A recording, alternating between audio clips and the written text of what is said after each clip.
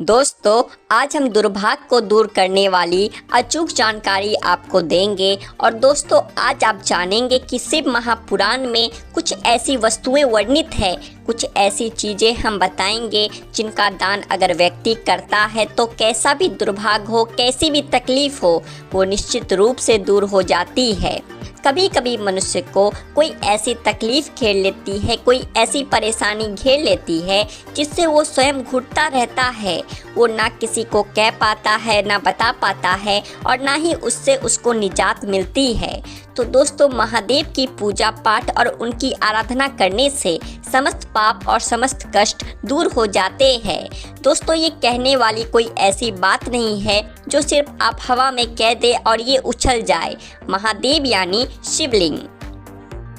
शिवलिंग एक ऐसी चीज है जिसके पास बैठकर आप अपने कष्ट को कह सकते हैं। सबसे बड़ी जो चीज़ है वो विश्वास की बात है। अगर आप शिवलिंग पर विश्वास करते हैं, शिव महापुराण पर विश्वास करते हैं, तो निश्चित रूप से आपसे जो भी गलती हुई है, जो भी कष्ट हुआ हो, आप बैठ करके सोमवार के दिन से पूजा आराधना शुरू करें तो निश्चित रूप से आपकी तकलीफ जो है वो दूर हो जाती है। आज हम दुर्भाग्य को दूर करने वाला शिव महापुराण में वर्णित एक विशेष चमत्कारी उपाय बताने जा रहे हैं। कुछ ऐसी वस्तुओं का दान बताने जा रहे हैं जिसे दान करने से आप जिससे प्रत्यक्ष या अप्रत्यक्ष रूप से जूझ रहे हैं वो कष्ट समाप्त हो जाएंगे। दोस्तों, शिव महापुराण में है क्या? शिव महापुराण में शिव जी की विस्तृत चर्चा है, विस्तृत जानकारी दी गई है शिव जी के बारे में। तो उसी में ऐसी 6 वस्तुओं का वर्णन है जिसका दान करने से मनुष्य जीवन के समस्त कष्टों से मुक्त हो सकता है। दोस्तों, शास्त्रों में जो बहुत दानी महादानी कहे जाते हैं वो लोग दान के द्वारा, पुण्य कर्म के द्वारा आज भी जाने जाते हैं। जैसे कर्ण को ले लीजिए, कर्ण को कौन नहीं जानता। कर्ण को महादानी की संज्ञा दी जाती है। राजा बलि है और राजा हरिश्चंद्र की कथा तो आप सभी जानते ही होंगे कि कितने बड़े दानी थे। स्वप्न में देखने के बाद वे अपने पूरे राज्य का त्याग कर देते हैं। दोस्तों, महर्षि दधीची को भी दानी महादानी की श्रेणी में रखा जाता है। महर्षि दधीची ने तो एक कबूतर की रक्षा के लिए अपने हड्डियों का ही दान कर दिया था, त्याग कर दिया था। तो ऐसे भी दानी हमारे समाज में होते हैं। पर दान का ये अर्थ बिल्कुल भी नहीं है कि आप अपने श्रद्धा और अपनी शक्ति से ऊपर दान करें। दोस्तों, कोई भी दान आप अपने सामर्थ्य के अनुसार करना है। एक चीज़ और बता दें कि अगर आप कोई भी दान करते हैं तो शास्त्र के अनुसार वो दान आपको कई गुना अधिक होकर के वापस प्राप्त होता है। तो कभी भी कोई ऐसी चीज़ ना सोचे कि आप दान कर देंगे तो आपका भंडार कोष खाली हो जाएगा।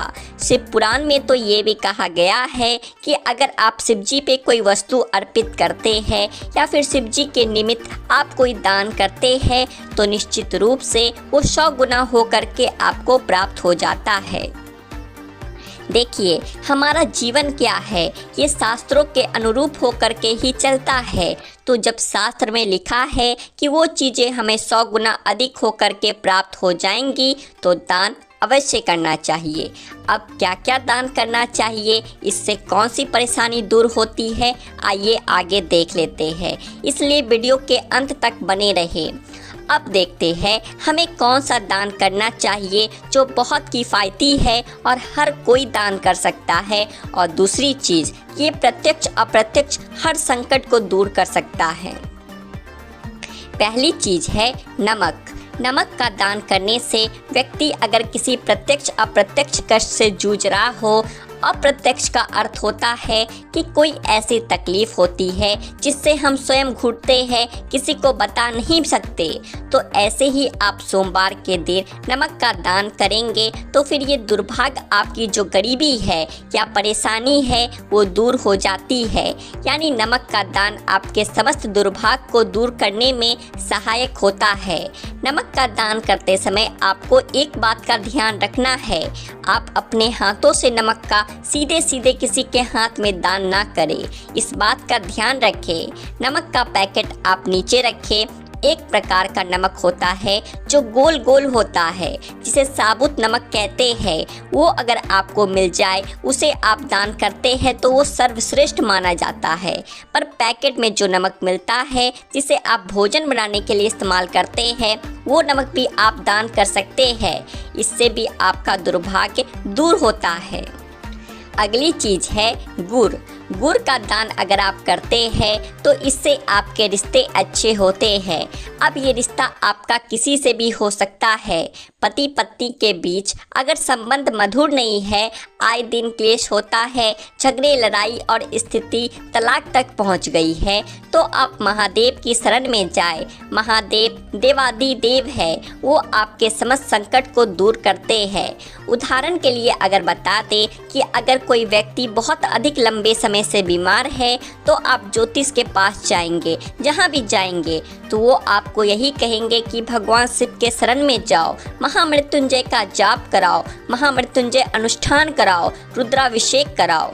क्यों नहीं आपको वे और कोई देवता या फिर कोई और उपाय बता देते हैं कि आप उनकी शरण में जाए, आप वो उपाय करें।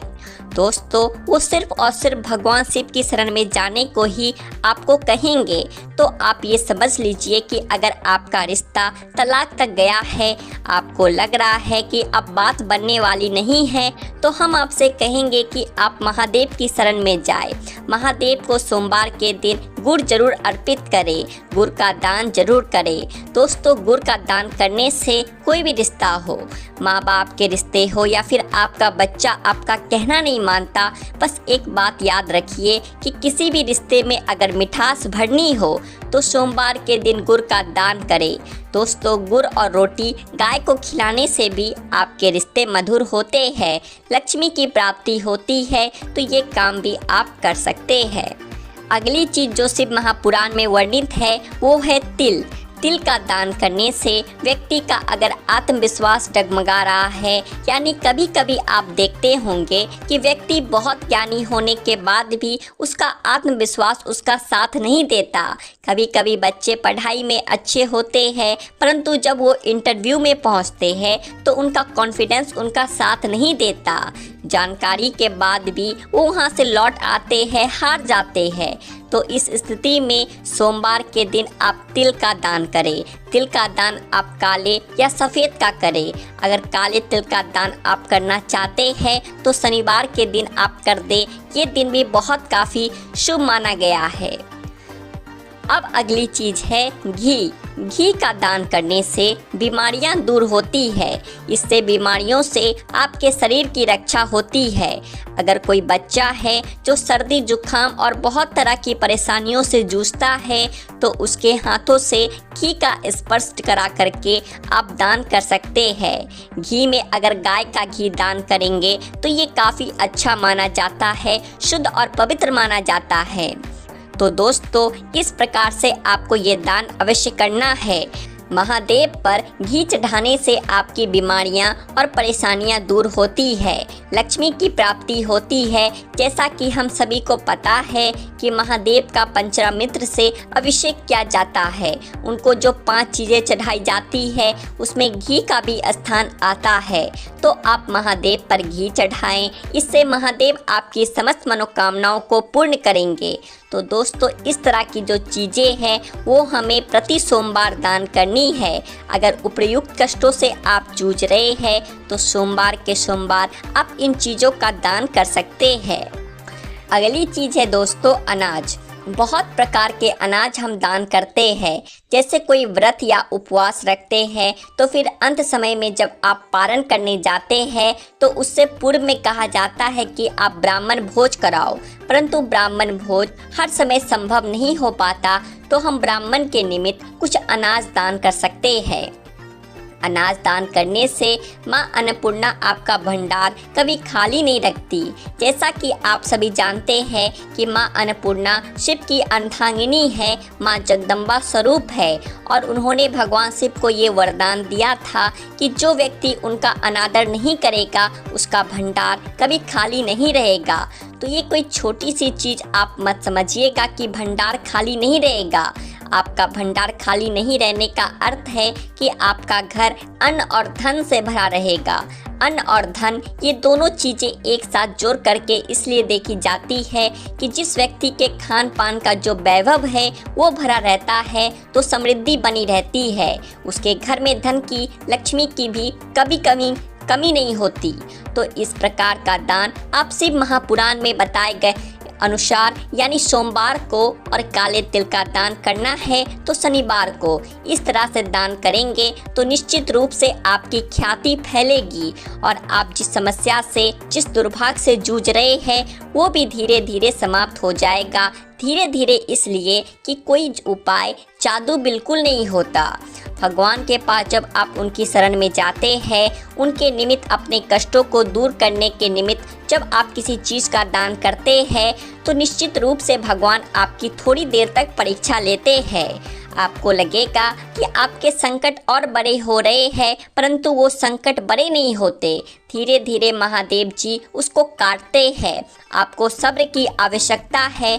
आप जब किसी परेशानी से जूझ रहे हैं तो सब्र रखिए और धीरे धीरे ये उपाय करते रहे। महादेव की कृपा से सब कुछ अच्छा हो जाएगा, आपका जीवन खुशियों से भर जाएगा। अगली चीज़ है कपड़ा। दोस्तों, वस्त्र दान करना भी बहुत उत्तम माना जाता है। जैसे कि सर्दियां चल रही है तो कंबल दान करना ऐसे में काफ़ी उत्तम माना जाता है। जैसे कि मकर संक्रांति पर बहुत सारे लोग वस्त्र दान करते हैं। वस्त्र दान करने से व्यक्ति की उम्र बढ़ती है, व्यक्ति दीर्घायु होता है। तो ऐसे में अगर कोई बीमार है, परेशान है, उसकी बीमारी लंबे समय से ठीक नहीं हो रही है तो उसके हाथों से कुछ वस्त्र स्पर्श कराकर आप दान कर दे, या फिर वो व्यक्ति जाने लायक है तो खुद जाकर जरूरतमंदों को दान कर दे।